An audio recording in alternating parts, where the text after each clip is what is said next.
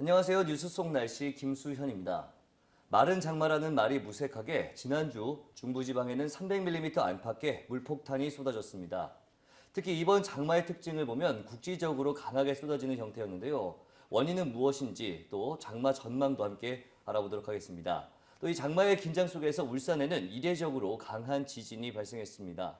우리나라도 더 이상 지진의 안전지대가 아니라고 하는데요. YTN 차윤희 기상캐스터와 함께 이야기 나눠보도록 하겠습니다. 안녕하세요. 네, 안녕하세요. 네.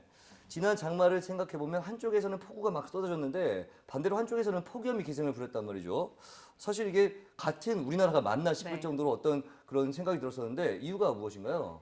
네, 지난주 중부지방에 강한 장맛비가 내린 날 경기도 가평 지역이죠. 시간당 최고 60mm의 그야말로 앞을 분간하기 어려울 정도로 강력한 폭우가 쏟아졌는데요. 하지만 남부지방은 상황이 전혀 달랐습니다. 아침 최저 기온이 25도를 웃돌며 곳곳에는 열대야가 나타났고요. 제주도에선 올해 들어 처음으로 폭염주의보가 내려지기도 했습니다. 비가 전국적으로 골고루 오는 게 아니라 남북으로 좁은 지역에 집중됐기 때문인데요. 자세히 설명을 드리면 장마 전선은 북쪽의 차고 습한 오호츠크의 고기압과 남쪽의 덥고 습한 북태평양 고기압이 충돌해서 만들어집니다. 이렇게 만들어진 장마 전선은 일종의 수증기 통로인데요. 두 고기압의 성질이 다르면 다를수록 강하게 충돌해서 수증기 통로가 좁게 만들어지는데 올해 장마가 바로 이런 특징을 갖고 있는 것이죠.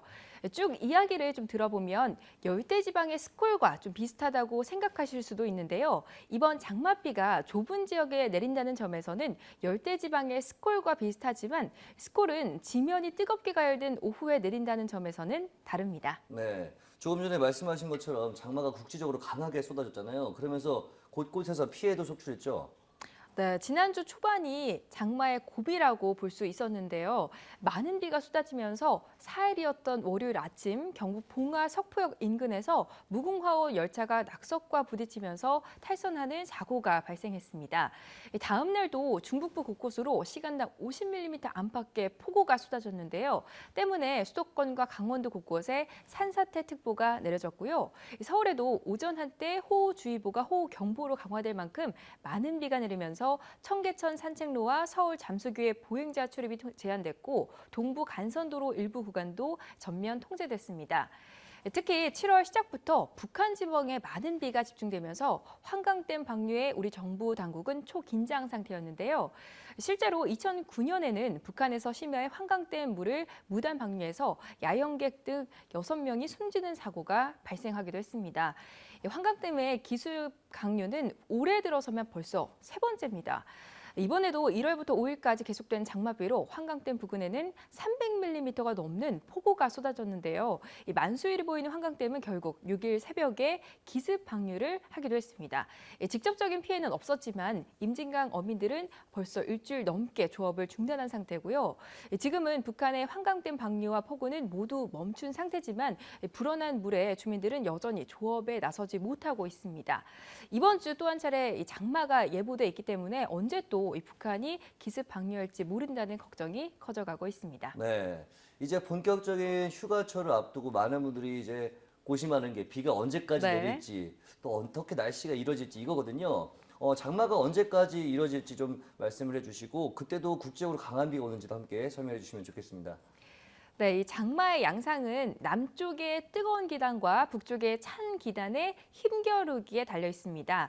특히 남쪽을 대표하는 북태평양 고기압이 한반도 쪽으로 얼마나 확장하느냐에 따라서 저번처럼 장맛비가 거세게 내릴 수도 있고요. 반대로 아예 장마 전선이 북쪽으로 밀려나면 장마가 조기에 종료가 될 수도 있습니다. 현재까지 장마 전망에 따르면 올해는 7월 하순쯤이면 물러날 것으로 예상되는데요. 다만 이 장마가 종료되는 시기에 변수가 하나 있습니다. 바로 태풍인데요. 이 태풍이 북상하게 되면 굉장히 뜨겁고 습한 열대 공기가 몰려오기 때문에 이 경우 중위도, 즉 한반도 주변 공기 흐름이 크게 요동치게 됩니다. 이 장마가 완전히 밀려날 수도 있고 반대로 장마가 활성화될 수도 있습니다. 이 태풍에 따라선 장마 종료 시점은 다소 변동이 생길 수 있습니다. 또 하나 더 전해드리자면 장마가 끝났다고 해서 비가 내리지 않는 것은 아니죠. 이 장마가 종료되면 장마 전선에 의한 비가 내리지 않는 것뿐이고요. 아무래도 여름이다 보니까 8월에도 비는 계속 내립니다. 특히 이번 8월의 경우는 장마 때보다 비가 더 많이 내릴 가능성이 있고요. 국지성 호우가 쏟아질 것으로 보여 대비 철저히 하셔야겠습니다. 네. 지난 장마가 끝나기 전에 울산에서는 지진이 발생했단 말이죠. 서울에서 지진을 감지했다 이런 제보도 있었는데 당시 상황 어땠습니까? 네, 지진이 발생했던 시기는 바로 지난 5일 저녁 8시 반경 울산 동구 동쪽 56km 해역에서 진도 5의 강진이 발생했습니다. 우리나라 기상 관측이 시작된 이후 5번째로 큰 지진이었는데요. 때문에 제주를 제외한 전 지역에서 진동이 감지될 정도였습니다. 부산은 진도 4, 또 대전은 진도 2, 경기도도 진도 1의 규모였는데요. 진도 한 4 정도면 지진은 그릇이나 창문이 떨리고 또 건물이 흔들리고 안에 있는 물건들이 떨어질 정도라고 하는데 이 몸으로 느낄 만한 규모였기 때문에 시민들은 더 놀랄 수밖에 없었습니다. 당시 신고 전화가 전국적으로 7천 건이 넘게 접수가 됐거든요. 다행히 사람이 다치거나 건물이 무너지는 등의 뚜렷한 피해는 접수되진 않았습니다. 네. 지금 말씀하신 것처럼 울산에서 발생한 지진 굉장히 이례적이었는데 이제 전문가들이 한반도도 지진의 안전지대가 아니다 이렇게 경고를 하고 있다고요. 네, 2011년에 발생한 동일본 대지진 예. 아마 기억하실 텐데요. 진도 9의 강진으로 어마어마한 재산 피해와 인명 피해를 입었죠. 또한 지난 4월 규슈 지역에서 진도 7에 이르는 지진이 발생해서 가슴을 철렁이게 했습니다. 과연 일본에만 해당되는 이야기일까요? 이 전문가들은 이제 한반도 역시 지진의 안전지대가 아니라고 꾸준히 경고합니다. 기상 관측이 시작된 1978년 이후 지난해까지 우리나라에서 관측된 지진은 1,200여 건입니다. 올해만 규모 2에서 3.5에 이르는 지진만 30번인데요. 특히 울산은 지진 다발 지역으로 4년 전에도 규모 2, 3의 지진이 발생을 했습니다. 이 지진 경향을 살펴보면 동일본 대지진 이후 2, 3년 사이에 횟수가 늘어나고 있는 추세죠.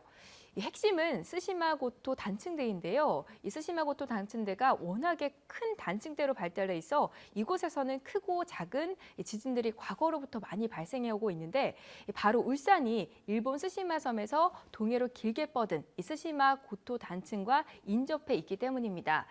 하지만 지진에 대한 우려와 달리 현재 국내 건물들은 내진 설계가 안 돼 있는 경우가 많습니다.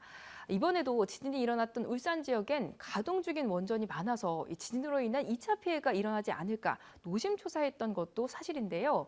더 이상 한국이 지진의 안전지대가 아닌 만큼 미루지 말고 필요한 대책들을 차근차근 마련해 나가야겠습니다.